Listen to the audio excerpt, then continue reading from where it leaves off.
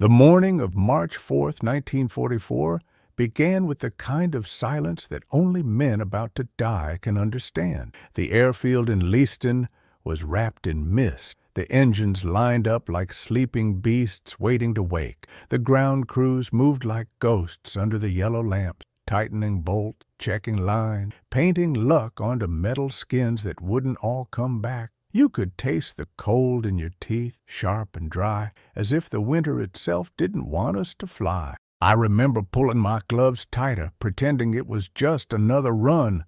That's what we told ourselves over and over. Just another mission, another city, another day. But Berlin wasn't just another name on the map. Berlin was the heart of it. We all knew that once we crossed into that airspace, the Luftwaffe would come for us with everything they had left. Some of the boys smoked 2 cigarettes at once. Some prayed. I just stared at the frost forming on my wings and wondered if I'd ever see spring again. The briefing had been short, almost too calm.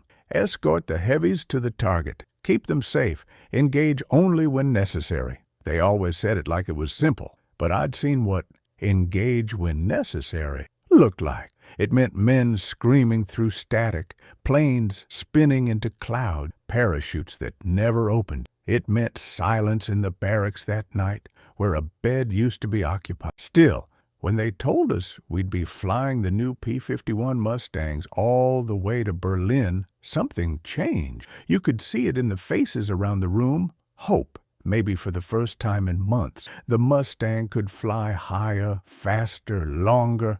It could dance with a Messerschmitt and still bring you home. The boys called her the Angel with Fangs. I called her Grace. That was painted on my fuselage just below the cockpit. My wife's. I hadn't seen her in 2 years. We took off just before dawn. The engines roared in a symphony that shook the frost from the grass. My hands trembled slightly on the throttle, not from fear, or at least that's what I told myself. Fear was something we didn't name. We swallowed it, coffee, bitter, warm. As we climbed through the cloud, the horizon bled red from the rising sun, and the world below vanished under a sea of white. Up there, you stopped being human. You were just part of the machine. Metal, noise, heartbeat, and prayer. The hum of the Merlin engine filled my chest like a second pulse. I glanced to my left and saw Miller's plane keeping perfect formation. He was chewing gum as always, calm as if we were on a Sunday drive. He'd been my wingman since Sicily. We'd both seen men vanish into smoke, but Miller never lost that little half smile. He said it kept death confused. By the time we reached the outskirts of Berlin, the bombers were ahead of us, dark shapes in perfect rows, gliding through the sunlight like a slow, inevitable storm. The city lay hidden under a blanket of haze, but you could see the flak starting to reach black blossom, blooming in the... Then the call came. Bandit, 12 o'clock high. You could almost feel the tension break like a cable snap. Tiny dots appeared on the horizon, spreading and rising, dozens of them. Focke-Wulfs, Messerschmitts, fast, agile, deadly. They were climbing to meet us. I remember the moment just before contact, the eerie quiet in the headset, the seconds before the first shots were fired. It's strange how you can feel time slow in that instant, like your body knows what's about to happen before your mind does. Then it started. The first tracers streaked past my canopy like red needles. The air filled with movement. Planes twisting, diving, engines howling, radios bursting with shouts and static. I turned hard left, caught a flash of silver, and saw Miller chasing a German through the sunlight. The Mustang's wings glinted gold as he fired, short controlled bursts, just like they trained us. The Focke-Wulf rolled, desperate to shake him, but Miller stayed glued to his tail. Then a burst connected. Flames erupted from the German's fuselage, and his plane split apart mid-dive. I watched the pilot eject, his parachute opening just in time before disappearing into the haze below. It should have felt like triumph, but all I could think was that somewhere down there, Another man was praying for the same sky to stop burning. As the minutes dragged on, the chaos turned into something almost mechanical. Reflex took over. You stopped thinking, stopped feeling, and just reacted. Turn, climb, fire, dive, pull up. The P-51 moved like a living thing under me, graceful and furious all at once. I remember banking hard to avoid a burst of cannon fire, the tracers slicing past so close I could see their glow reflected in my canopy. My breath fogged the glass. My heart hammered so loud I thought I could hear it over the engine. But then I saw it, something I'd never seen before. The Germans, the same pilots who once ruled the skies over Europe, were breaking.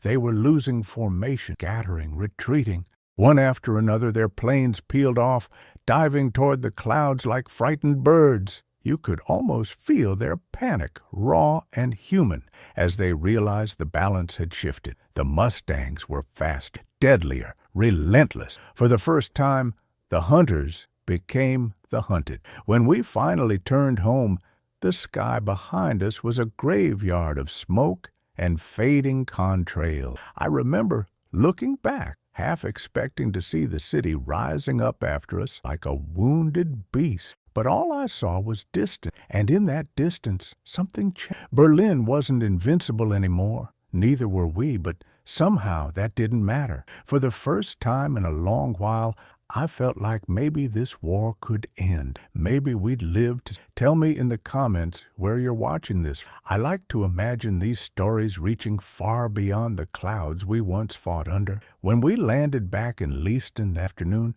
the airfield looked the same, but nothing inside me did. The noise of engines, the smell of fuel mixed with the distant laughter of men who'd made it back, each one trying to convince himself it was over for the day. I taxied Grace into her spot, the tires bumping over the wet grass, the propeller slowing until the world felt still again. That silence, after hours of screaming sky, was almost unbearable. I sat there a while, hands still gripping the stick, listening to the tick-tick of the engine cooling down, feeling the pulse in my wrists finally catching up to the earth. Miller landed beside me, his canopy lifting, his face streaked with sweat and soot. He gave me that same grin as always, but it didn't reach his eyes. Behind him, 3 empty spots gaped where other Mustangs should have been. We didn't talk about that. Nobody did. The first few minutes after a mission, words feel too heavy to lift. You just move on instinct. Remove your gloves, stretch your hand, climb down, light a cigarette even if your lungs burn. You nod to the ground crew like everything's fine. But then the looks start. Those small glances from the mechanics counting bullet holes on your fuselage, or from another pilot's crew chief realizing his man isn't coming back. That's when the weight settles in. You survived, but someone else didn't, and somehow that doesn't feel like victory. It feels like luck playing favorite. That evening, the briefing room was half full. Some of the chairs stayed empty, their names already being written onto the board for tomorrow's replacement. I remember sitting there, tracing the edge of flight cap, staring at the condensation on the windows. Outside, the last light of day fell across the runway, soft and golden, like the world was pretending to be kind again. The commander said we'd done well, that the mission was a success, that the Luftwaffe was cracking, that the Mustangs had turned the tide. His voice was proud, but behind his words you could hear something quieter, fatigue, maybe even sorrow, because we all knew that success in war was just survival with numbers on your side. Later that night, we gathered in the mess hall. Coffee, canned peaches, laughter that didn't quite sound real. Someone started a story about the chase over Berlin, how one of the new guys had shot down 2 Focke Wolves before breakfast. The others cheered, but I could see the tremor in his hand as he lifted his cup. The kid couldn't have been older than 19. He'd already seen death more clearly than most men do in a lifetime. There was no glory in it, just the knowledge that tomorrow he'd have to climb back into that cockpit and do it again. After curfew, I stepped outside, the cold biting through my jacket, the night sky sprawling endlessly above. No stars visible, just cloud cover, heavy and indifferent. I lit a cigarette, watching the smoke vanish into the dark. My hands still smelled like metal and gun oil. I thought about the German I'd seen eject that morning, tumbling through the air as his plane burned. I wondered if he'd made it to the ground alive, if he was staring up at the same sky now, wondering about me. War makes you think strange things. Like you start to see the enemy not as a monster, reflection. Both of you young, scared, trapped in the same madness, both praying for one more sunrise. The next morning, we found a torn parachute in one of the hedgerows near the airfield. German silk, carried by the wind across the channel, or maybe dropped by a captured pilot. The fabric was white, pure, soft in the light. Someone joked about turning it into a wedding dress for a girl back home. Everyone laughed, but I just stared at it, wondering how many ghosts it carried. War has a way of teaching you the value of silence. Not the silence of peace, the silence of chaos. The kind that presses against your chest and won't let go. I started writing letters again after every night before lights out. Not report, not just I told her about the sound the clouds made when you cut through them, about the way the sunrise looked from 20,000 feet, about the smell of coffee mixed with gasoline. I didn't tell her about the bodies. I didn't tell her how afraid I was that my name might never make it home. Some truths didn't belong in ink. Looking back now, I think that day over Berlin wasn't just a battle. It was a turning point inside us. We'd seen the impossible, the Germans breaking, the invincible faltering, and that gave us something no medal or speech ever could. Belief, the kind that keeps you flying even when your hands are shaking, the kind that whispers, maybe you'll see another spring. If you're hearing this now, if you've made it this far into my memory, hit that subscribe button, not for me, but for the stories of those who never landed again. Every name we remember keeps them alive a little longer. It started before I was ready. It always did. The first burst of flak tore through the clouds ahead, black blossoms opening against the pale blue. You could see the shock wave ripple through the bomber formation, their massive bodies shuddering under the hits. The radio cracked alive with shouts. Flak! 2 o'clock! Bandits incoming! Stay tight, boys! I pushed the throttle forward, the Merlin roaring as the Mustang leapt ahead. The air trembled, and the horizon filled with motion.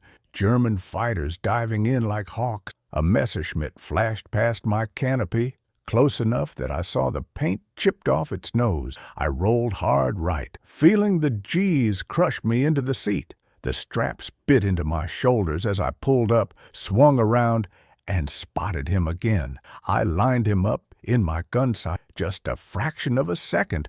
Breath held, trigger squeeze. The Mustang rattled, the 50 cals spitting fire. The rounds tore across the sky, catching him square on the fuselage. His engine exploded in a burst of orange, and the plane disintegrated before my eyes. Pieces of metal spiraled downward, glittering like dying stars. Another voice screamed in my headset. Johnson, I think. I've got one on my 6. I can't shake him. I looked down and saw him weaving low, a Focke-Wulf glued to his tail, tracer rounds slicing inches from his wings. Without thinking, I dove. The Mustang responded like a thought, diving straight into the storm. The airspeed needle climbed, the frame shuddering, the world turning into streaks of color. I got behind the Focke-Wulf, lined up, fired, missed, fired again. The German broke left, sharp and fast, but I stayed on him. The next burst caught his right wing. A plume of black smoke erupted, and he fell away. Johnson's voice cracked over the radio, half relief, half disbelief. Got him! You got the bastard! But there was no time to celebrate. Another formation was coming in from the west, a swarm of dark shapes diving through the sun. I squinted, blinded by the glare, and then the world went red. Flak burst all around us, rocking the Mustang hard enough to rattle my teeth. You could feel the concussion in your bones, like the sky itself was trying to shake us out of existence. I rolled out, dodging debris, trying to keep sight of Miller's silver wings. He was up ahead, locked in a dogfight with two Focke wolves. I climbed to cover him, cutting across their path. One of them peeled off to chase me. He was good, fast, precise, ruthless. Every time I tried to shake him, he was there again, matching my moves, waiting for me to slip. Bullets stitched across my right wing, tearing through the metal with a shriek. The Mustang shuddered, alarms blaring. I rolled inverted, dropped the throttle, then yanked hard on the stick. The world flipped. My stomach lurched. The German overshot flashing above me, and in that heartbeat of chaos I pulled the trigger. My guns roared. The rounds caught him mid-climb, and the plane erupted in flame. He didn't bail out. The sky was pure madness now. Smoke trails crisscrossed everywhere. Engines screamed. Planes spun like broken toys. The bombers pressed on toward the target, steady as giants, their bellies opening to spill death onto Berlin. Below, through the haze, I could see flashes where the bombs hit. Orange bursts against the gray sprawl of the city. The radio was a mess of voices, some calling hits, some calling names that never answered. The air reeked of burnt fuel and cordite, even inside the mask. Every breath was fire, and then came the moment I'll never. Out of the corner of my eye, I saw Miller in a steep climb, one engine smoking. Two Germans were chasing him, pressing the kill. He was hit once, then again. I heard his voice, calm, almost resigned. "She's done for, boys." And then his plane burst into flame. The Mustang rolled once, twice, then dove. I followed with my eyes as long as I could. The smoke swallowed him whole. I don't remember breathing. I just remember it hit me, even battle raging all around. It was like the world went numb. Something broke open. I throttled up and dove into the nearest cluster of enemy planes, guns blazing, screaming through the radio without hearing myself. The bullets tore through one, then another. I wasn't aiming anymore. I was just fighting, surviving, burning the fear into rage. The Mustang was alive under me, roaring like a beast, dancing between tracers and explosions. Didn't think about living. I didn't think about dying, only flying. By the time the sky cleared, the horizon was a graveyard. Smoke columns rose from what had been Berlin. The bombers were turning home. The Luftwaffe was gone, broken, scattered, running for the ground. I circled once, scanning for any sign of Miller, but there was nothing. Just the cold, empty clouds and the sound of my own heartbeat in the headset. That day, I saw the Germans panic, saw their perfect formations fall apart, saw their confidence shatter in the glare of our engine. But I also saw what it cost us. Every victory came with a name that wouldn't answer roll call, and no matter how many times I tried to tell myself it was worth it, the silence after always said otherwise. When we crossed back over the channel, the sun was setting. The light spilled across the water blood. I remember whispering a prayer I didn't believe in, asking for Miller to somehow find his way home, even if I knew better. When I stepped down from the Mustang that evening, the air felt too still. The noise of the engines had stopped, but my ears kept ringing, like the sky still screaming somewhere above me.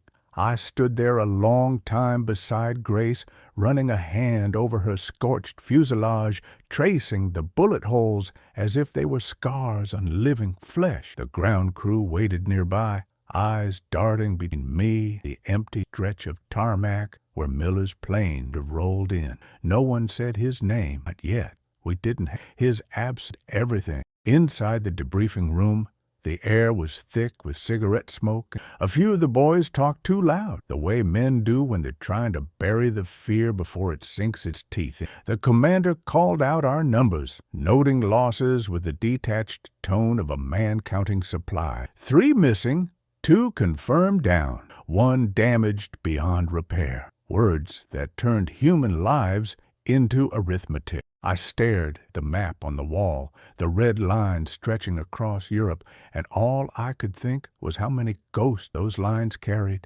Every inch of that map was paved with someone's last After the report, I walked out into the dusk. The sky had gone from gold to purple, then to black, and the wind smelled of oil damp. I lit a cigarette, though my hand still trembled too much to hold it steady. Across the airfield, someone was singing softly an old tune, maybe from back home, the kind of melody that doesn't belong in a place like this. I followed the sound and found Jenkins sitting on a crate by the hangar, strumming a dented guitar. He looked up, eyes hollow, and nodded once. "For Miller," he said quietly, and kept playing. The music cracked and wavered in the cold, each note a kind of goodbye. I sat with him until the cigarette burned down to my fingers, saying nothing. That night, I couldn't sleep. Every time I closed my eyes, I saw Miller's Mustang rolling over in flames, the smoke swallowing him whole.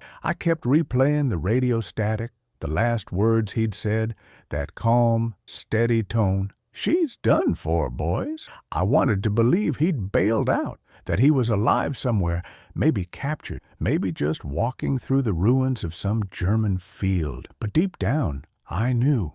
You always know. There's a certain sound a man makes when he's already halfway gone. You can hear it even through a wall of static. At some point, I got up and walked outside again. The base was quiet, except for the distant hum of generators. A few lights burned in the windows of the command building. The rest was darkness. I looked up at the stars, clearer than they had been in weeks. For a long moment, I felt something I hadn't felt since before the war. Not peace, exactly. More like surrender, a kind of acceptance that the world was too big and too cruel to understand. I thought about home, about Grace waiting somewhere across an ocean, her letters folded and refolded until the paper grew soft. I thought about the little house in Illinois with the porch swing that creaked in the wind. I wondered if she'd recognize me all over, or if I'd even make it that. The next morning, they posted new roster. 3 replacements arrived from another unit, boys barely old enough to shave. One of them was assigned Miller's bunk. He set his bag down, looked around, and asked where the man before him had gone. No one answered. He figured it out soon enough.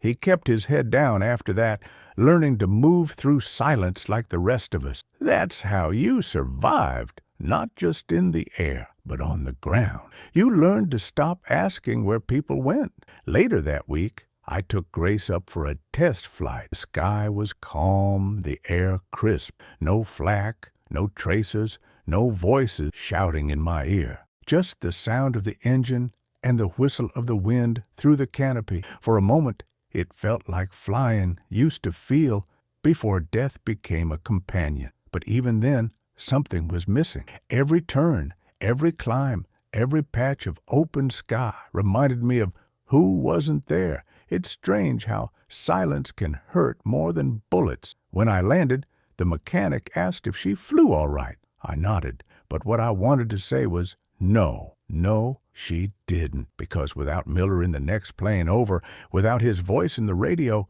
the sky wasn't the same. It was too big, too empty. You know, people always ask what courage looks like. They think it's medals or missions or some grand act of defiance, but that's not it. Courage is getting back in the cockpit the day after you lose someone, knowing it could be you next. Courage is watching the sunrise over the same airfield where your best friend disappeared and still strapping yourself in. Courage isn't loud. It's the quiet that follows. I want to ask you something, because maybe you've felt this too. Have you ever lost someone and had to keep moving anyway? Leave a comment with this phrase if you have.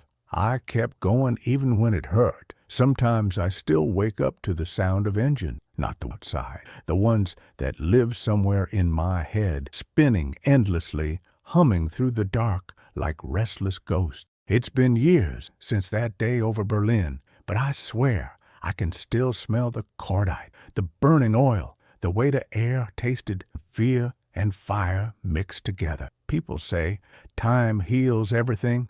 Maybe it does for those who didn't live with death pressed against their ribs. The rest of time doesn't heal. It hides. It buries the war under layers of ordinary life until something small cracks the surface. The sound of a car backfiring, a flash of sunlight, of a cloud off shaped just like smoke from a dying engine. Suddenly, you're 21 again, back in that cockpit, praying for another sunrise. When the war ended, we came home to parades and music and smiling faces. They called us heroes, patted our shoulders, offered drinks we couldn't taste. The streets were loud, flags bright, but behind every smile I saw confusion. They celebrated victory, but none of them understood what victory really cost. You can't explain it to people who've never watched a friend vanish mid-sentence. You can't describe the sound of someone's last breath coming through a radio. So you learn to nod, to smile, to thank them,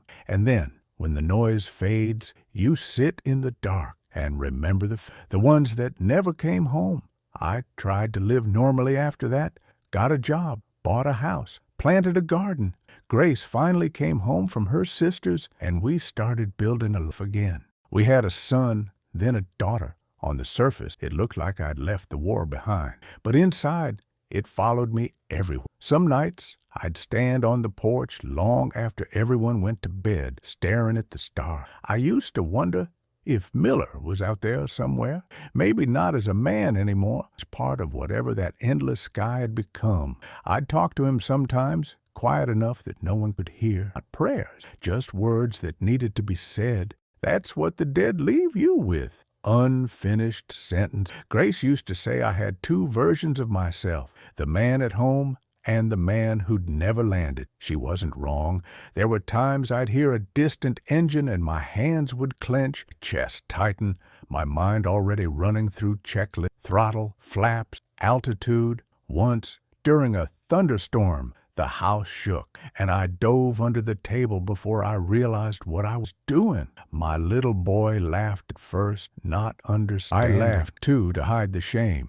But later, when I saw his face, confused, worried, I knew that the war hadn't ended for me. It had just changed shape. You see, combat ends when the guns go silent, but the war doesn't. It moves into you, sets up camp in your bones. It waits in your dreams, in the corners of your mind, in the smell of gasoline at the pump or the drone of a plane miles overhead. I tried everything, church, whiskey, work, silence, but nothing could erase that. The engine that never stops turning, the memory that refuses to land. It's strange how you can survive something and still never really leave it. There was a reunion years later. Some of the men from the squadron who'd made it through. We gathered in a dusty VFW hall, all gray hair and wrinkles, bellies where abs used to be, medals pinned to jackets that no longer fit right. We talked, we laughed, but every story ended the same way, with a name, a silence, a drink raised to someone who wasn't there. Jenkins brought his old guitar, played the same song he'd played the night Miller didn't come back. The notes still cracked, but this time they sounded gentler, almost forgiving. When he finished, no one clapped. We just sat there, listening to the quiet. Some of us cried, some smiled. Maybe both meant the same thing. Now, when I tell these stories, people sometimes ask why I still talk about it. Why bring up the pain after so many years? I tell them because forgetting feels like betrayal. Because the moment we stop remembering, the men who didn't come back die all over again. Every scar has a name attached to it, and those names deserve to be spoken, even when it hurt, especially when it hurt. If you're still here with me, if you're listening to this far into the story, that means you understand something about loss, even if it's not from war. Maybe yours came in another form, a goodbye, an empty seat, a silence that lingers. Whatever it is, don't bury it. Speak it. Keep it alive. That's how we make, not by forgetting, but by remembering out loud. The years have a way of wearing you down in ways no bullet ever could. My hands shake now, not from fear, but from time. The same hands that once held a control stick steady at 30,000 feet can barely pour a cup of coffee without spilling. Sometimes I stare at them and wonder how they ever did what they did, how they managed to steer a piece of metal through fire and chaos and somehow come out alive. Age makes you honest. It strips away the stories you used to tell yourself about heroism and duty and leaves you face to face with what's real. And what's real is this. We were boys, scared out of our minds, doing what needed to be done because there was no other choice. There's no glory in it, just survival. I sit by the window most mornings now, watching the light crawl across the fields behind the house. The hum of distant traffic sounds almost like engines to me if I close my eyes. Grace passed a few years back, peacefully, they said, though I never believed peace had much to do with this world.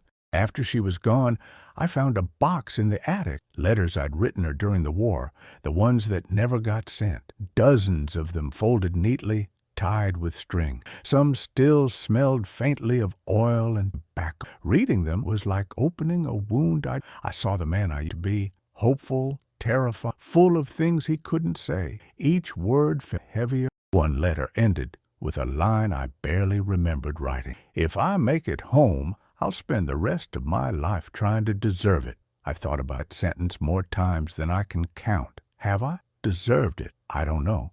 I don't think any of us really can. The dead are the ones who make it possible for the living to pretend they earned their peace, and that's a hard truth to live with. Some days, I feel like I've done right by them. Other days, I still wake up with the weight of their names pressing against my chest. Miller, Johnson, Jenkins, boys who stayed 21 forever while I kept getting older.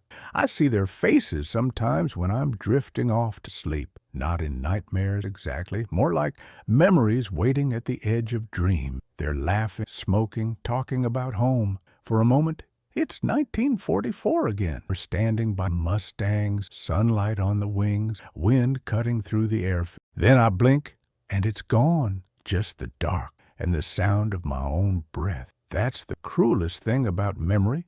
It keeps giving you moments that don't belong to you anymore. My son visited last week. He's got my eyes, though his life couldn't be more different. Works with computers, talks about things I don't understand, lives in a world that feels like it's from another planet. He asked me if I was proud of what I did. I told him pride was too small a word for something that costs so much. What I feel isn't pride. It's weight, it's gratitude, tangled with guilt, the knowledge that every breath I've taken since March 4th, 1944, was borrowed from men who never got to breathe again. Sometimes he brings his kids or my grandsons. They like to sit at my feet and ask about the airplane. Their eyes light up when I tell them how fast the P-51 could fly, how it could climb higher than the clouds, how it made the sky feel like freedom. I leave out the rest. I don't tell them about the fire, the blood, the falling. They're too young for that. Let them keep their dreams clean for a little while longer. But when they ask if I was scared, I always say yes, because I was. Because courage without fear isn't courage at all. It's madness. Some nights, when the house is quiet and the clock ticks loud in the dark, I sit by the window and whisper their names again, the ones who didn't come home, the ones who stayed behind in the sky over Berlin. I don't say much else, just their name. It's the closest thing I have to prayer. Maybe that's what survival really is, not escaping death, but carrying the memory of those who didn't, keeping their stories alive through your own breath. You learn after a lifetime that survival isn't a victory, it's a responsibility. Every morning you wake up is another chance to honor those who didn't. You do it quietly, with small kindnesses, with truth, with remembering. Maybe that's how redemption works, not in grand gestures, but in the quiet act of never forgetting. I think about that day over Berlin more than I should. Not every detail anymore. The years blur those, but the feeling of it, the way the world seemed to hang on the edge of something enormous, how the air itself felt alive, vibrating with death and hope in the same breath. We thought we were changing the course of the war, and maybe we did. But when I look back, what stands out isn't victory or strategy or even survival. It's the faces, the men beside me, the sound of their voices in the radio, the small human things that history never remembers. When you're young, you think memory fades like smoke. It doesn't. It settles. It sinks deep, becomes part of you, like bone. I can still see the sunlight flashing off the wings of our Mustangs that morning, still hear Miller's laughter, still feel the vibration of the engine through the stick. I can still feel the moment the laughter stopped. That's stayed, not the glory, not the medals, just the moments when life and death stood side by side and you didn't know which one would your hand. People sometimes ask if I'd do it again. Knowing everything I know now, I never have an answer for that.